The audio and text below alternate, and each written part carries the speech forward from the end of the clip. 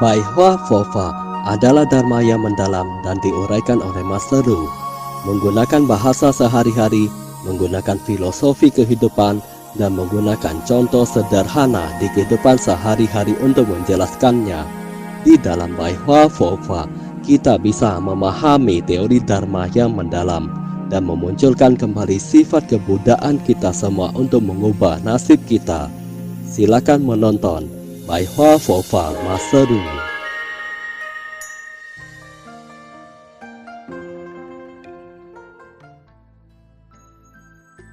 白话佛法光波降座episode 48 menyingkirkan pikiran kacau, menyadari kekosongan. Di dunia ini, manusia berasal dari kekacauan. Dikatakan bahwa dunia ini berawal dari kekacauan.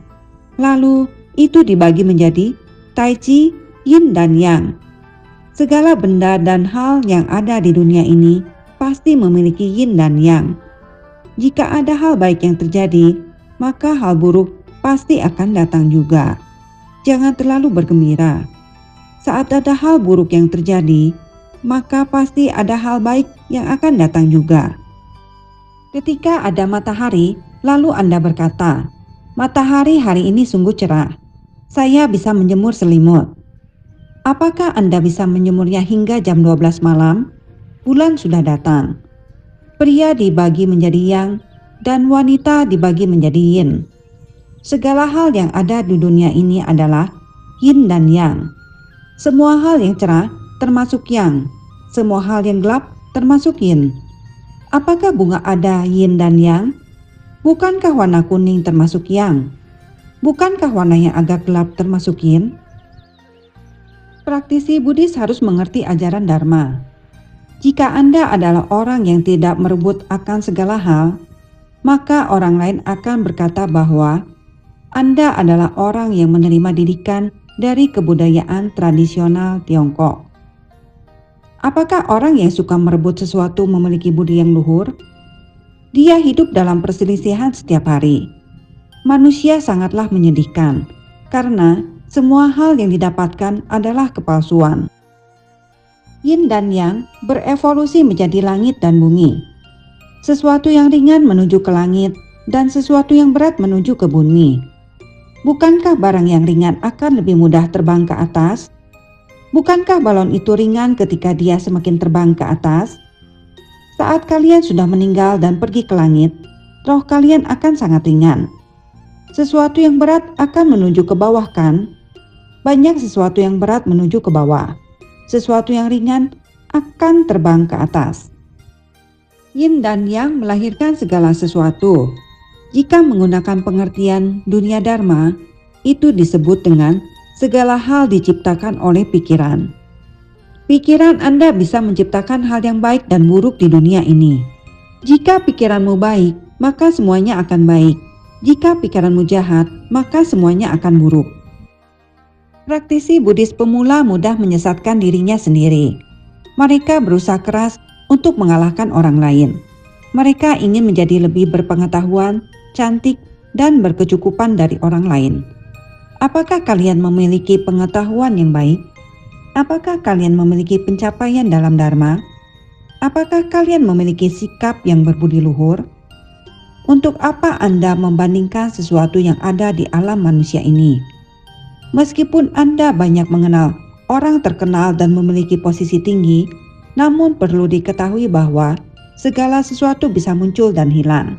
Anda harus menenangkan pikiranmu. Saat Anda berselisih dengan istrimu dan Anda memarahinya, bayangkan apa yang terjadi jika dia membawa anakmu pergi. Jika Anda berselisih dengan suamimu dan dia kabur, bagaimana Anda mempertahankan keluargamu? Tidak peduli kebiasaan buruk apapun yang muncul di dalam dirimu, Anda harus memperbaikinya. Tidak mungkin bagi seorang manusia tidak memiliki kebiasaan buruk. Akan tetapi, Anda harus memperbaikinya. Anda tidak boleh terus tersesat di dalam reinkarnasi. Dikarenakan manusia tidak mengerti akan segala hal, jadi kita baru bisa melakukan kesalahan. Jika manusia mengerti akan segala hal, maka dia tidak akan melakukan kesalahan. Alasan praktisi Buddhis tersesat saat membina diri adalah karena dia terus berputar seiring dengan karma buruk di duniawi yang penuh dengan kesesatan. Anda mengalami kesakitan yang sama lagi. Mengapa bagian ini selalu sakit? Karena Anda tidak berhati-hati. Jelas-jelas pinggangmu tidak sehat, namun Anda tidak memperhatikan pinggangmu.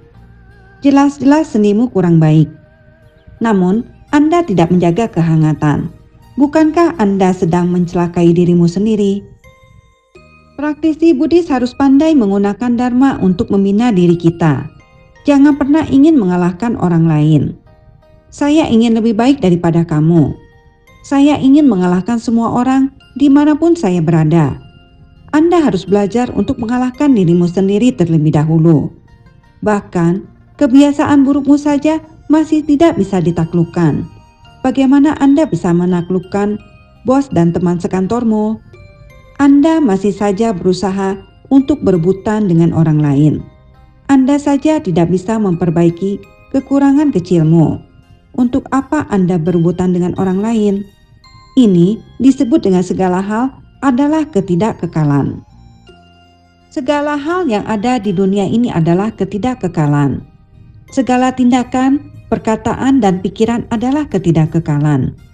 Dia mengucapkan sebuah perkataan 1 jam yang lalu. 1 jam kemudian dia berkata, "Maaf, saya berubah."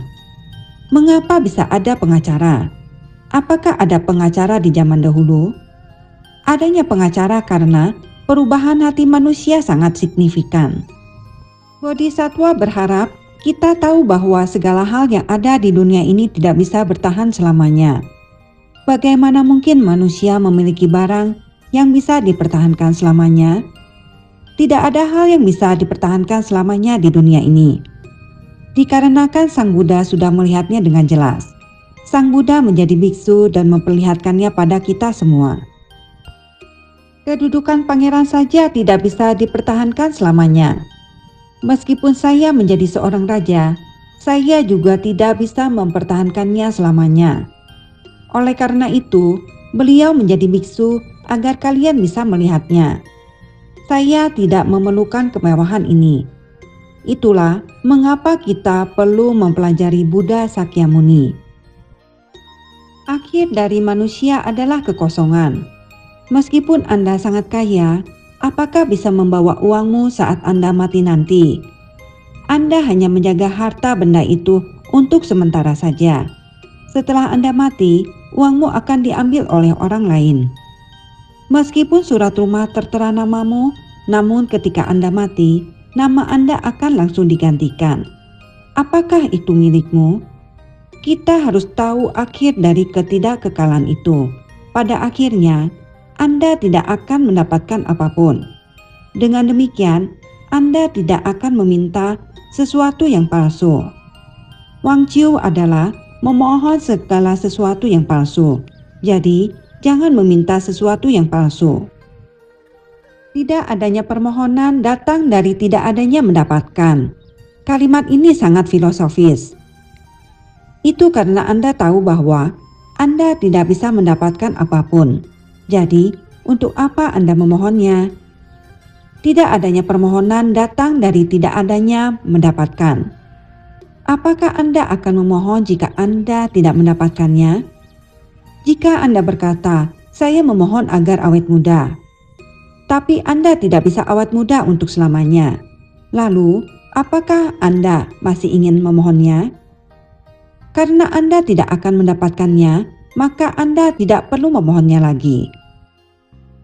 Kita harus belajar untuk memahami wujud asli dari kehidupan ini.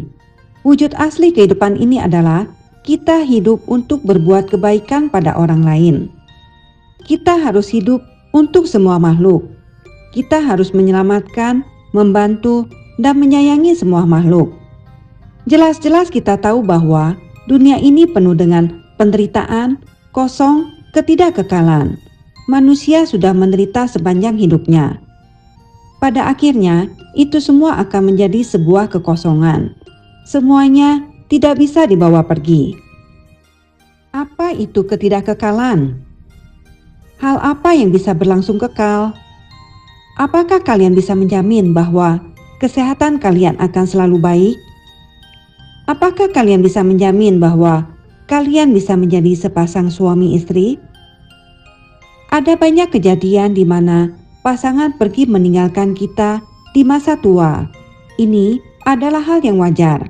Anda harus menerimanya. Setelah Anda menerimanya, Anda akan tahu bahwa ini semua adalah penderitaan, kekosongan, ketidakkekalan.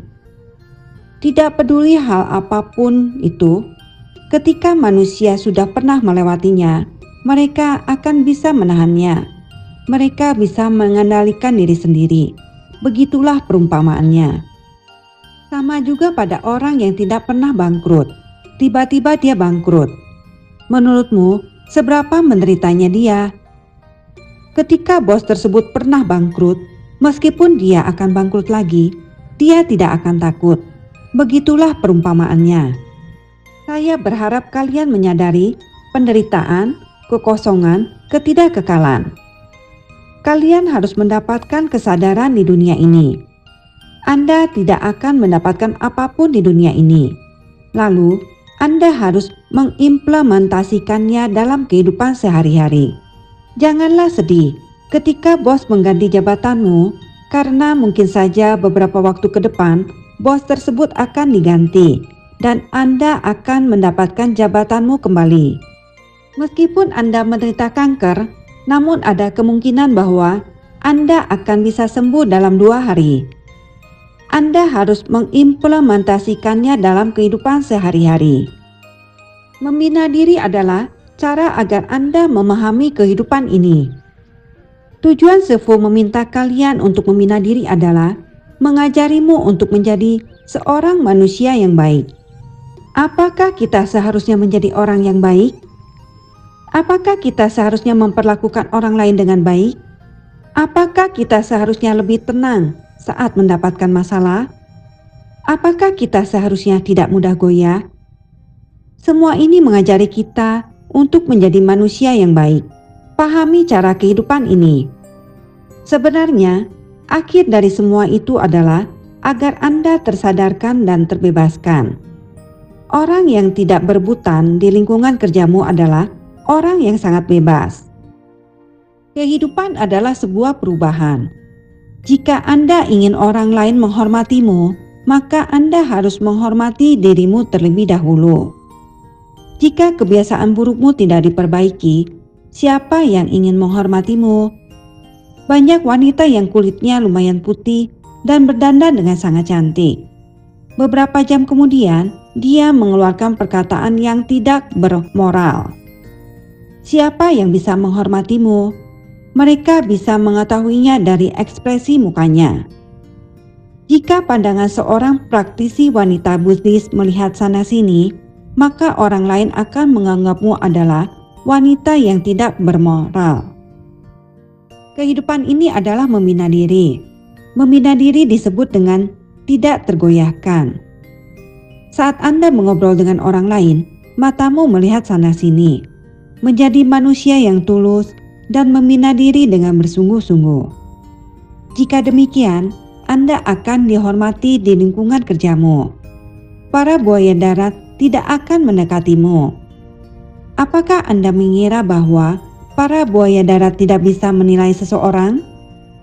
Jika Anda adalah wanita yang baik-baik, mereka tidak akan mendekatimu.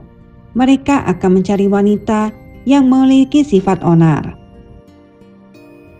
Sefu beritahu kalian, titik utama dari pembinaan diri adalah membina pikiran.